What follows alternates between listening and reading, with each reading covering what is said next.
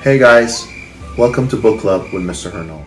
Please take a moment to check out our chapter of discussion questions and the vocabulary words that are posted on our Google Classroom.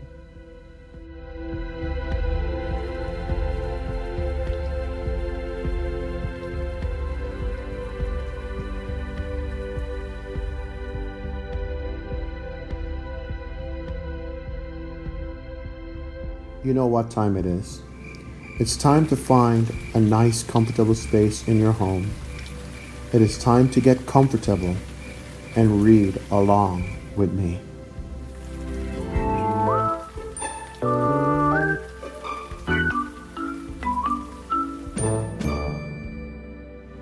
Chapter 8, September 2nd, 1793.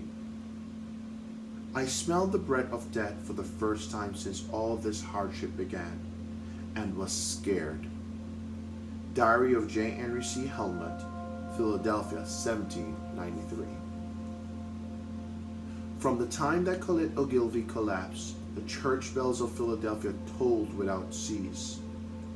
Guns were fired on the street corners, and a cannon blasted in the public square to purify the air. On top of that, we suffered the constant buzz of mosquitoes, blowflies, and hornets. The din was maddening. The day after our ill-fated tea party, Mother sent a note to the Ogilvies inquiring about Colette's health, but received no response. They had disappeared. She also sent a note to the Luddingtons, no word from them either, thank heavens.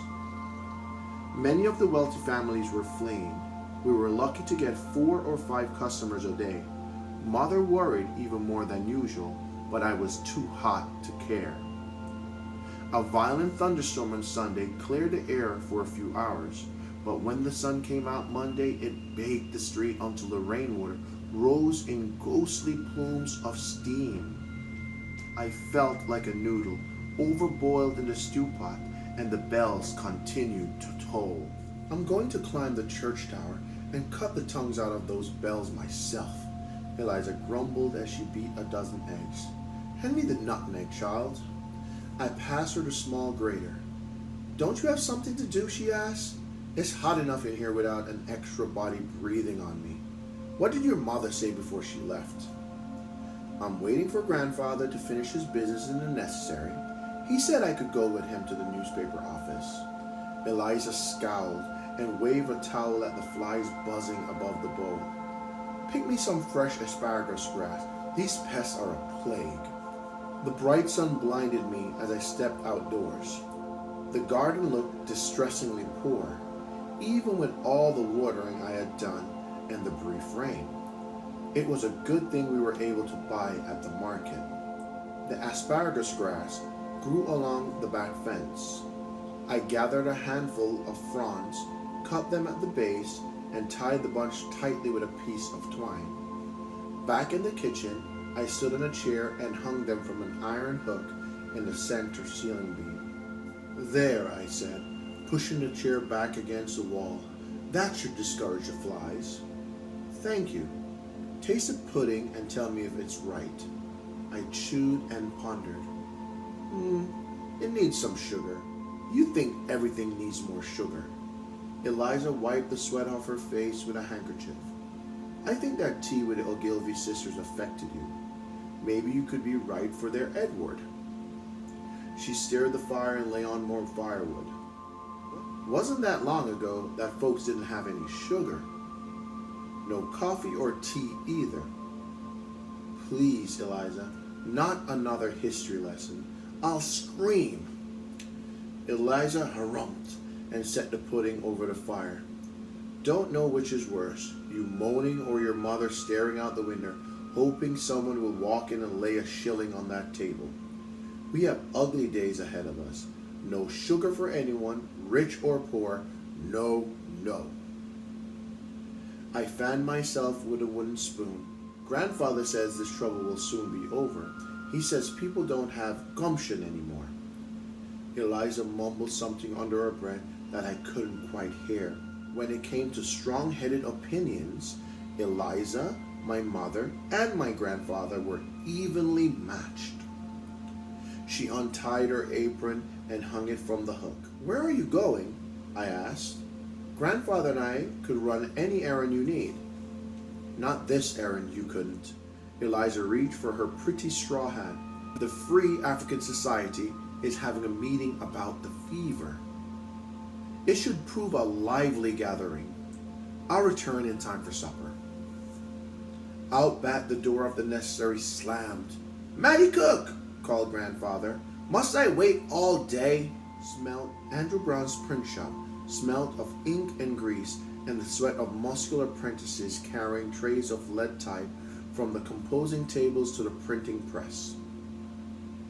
When I was a child, Mr. Brown let me pick out letters and set them in the form. It had been a thrill seeing my words in print. The printer issued no invitation to me that morning. He was deep in conversation with Mr. Karras as we entered. "What news, William?" Mr. Brown asked. "Packed your bags for the trip to the country?" He wiped his hands on his apron and sent an apprentice for a bucket of ale. Grandfather banged his cane on the floors. "I didn't run from the redcoats, and I won't run from a dockside miasma. What is wrong with people, Andrew? We suffered all kinds of disease in our youth, but folks were sensible. They didn't squall like children and hide in the woods." Mr. Karras cleared his throat. "If the yellow fever were a soldier, you run it through with your famous sword and sit down to a hearty dinner. But there may be cause for caution, old friend. Listen to the mayor's orders, which Andrew has just printed." He picked up a broadsheet and read. "All persons should avoid those that are infected. 2. The homes of the sick should be marked. 3. Sick people should be placed in the center of large, airy rooms without curtains and should be kept clean. 4. We must supply a hospital for the poor. 5. All bell tolling should cease immediately. 6. The dead should be buried privately. 7. The streets and wharves must be kept clean. 8. All persons should avoid fatigue of the body and mind. 9. All persons should avoid being in the sun, drafts, and evening air. 10. All persons should dress appropriately for the weather. 11. All persons should consume alcohol in moderation." "I'm glad they'll stop ringing the bells," I said.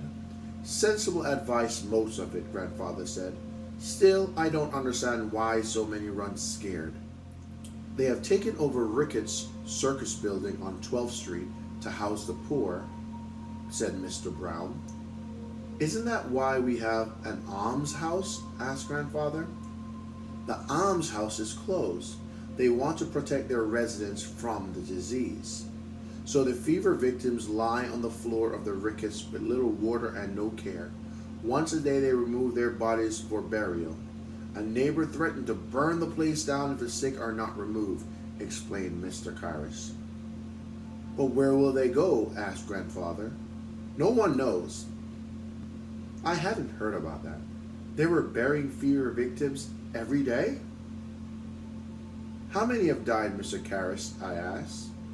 He turned to Mr. Brown. "How many dead, Andrew?" Mr. Brown shrugged. "It's hard to say with certainty." "I've heard several hundreds at least," said Mr. Karras. Grandfather paused. "Even a few hundred isn't enough to call it an epidemic," he said.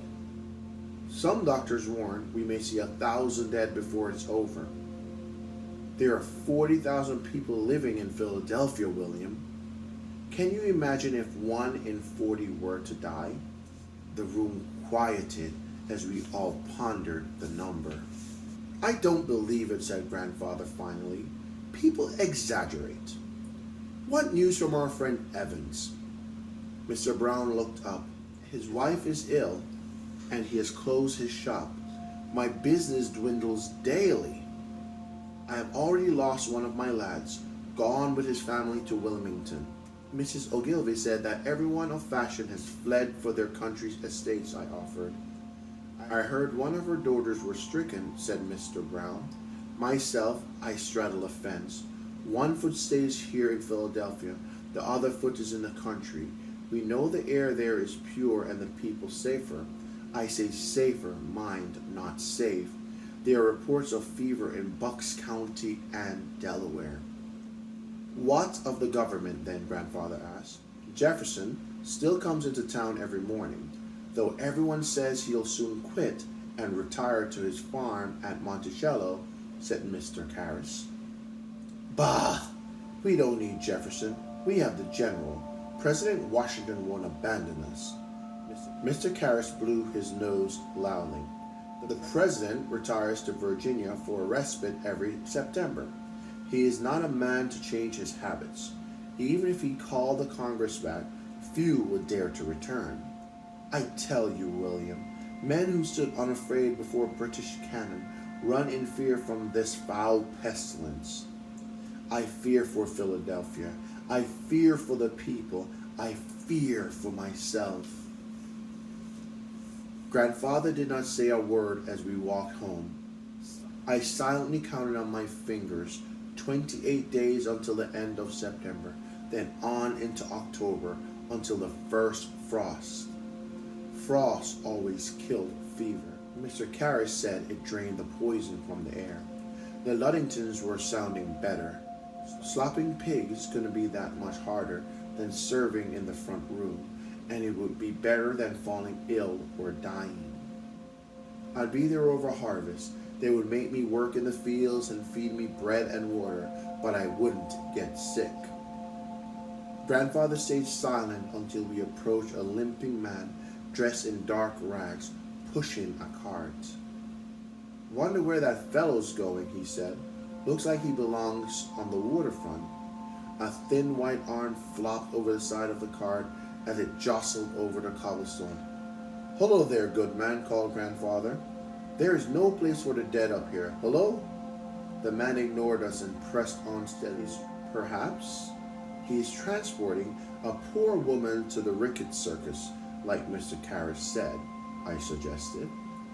She should have been moved at night, when good people are safe in their beds. Now what is he doing? The man had stopped at the corner of High Street and 7 in front of our coffee house.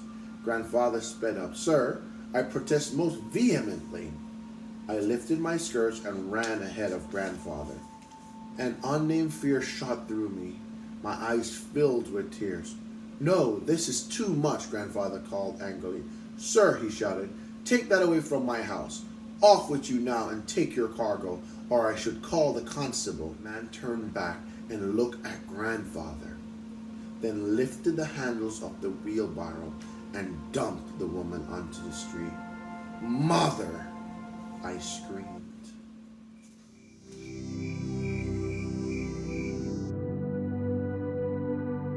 Night, guys, and thank you for stopping by ELA 7 Book Club with Mr. Hernold. I look forward to reading with you tomorrow. Remember, guys, do the 5 to help stop the spread of the coronavirus.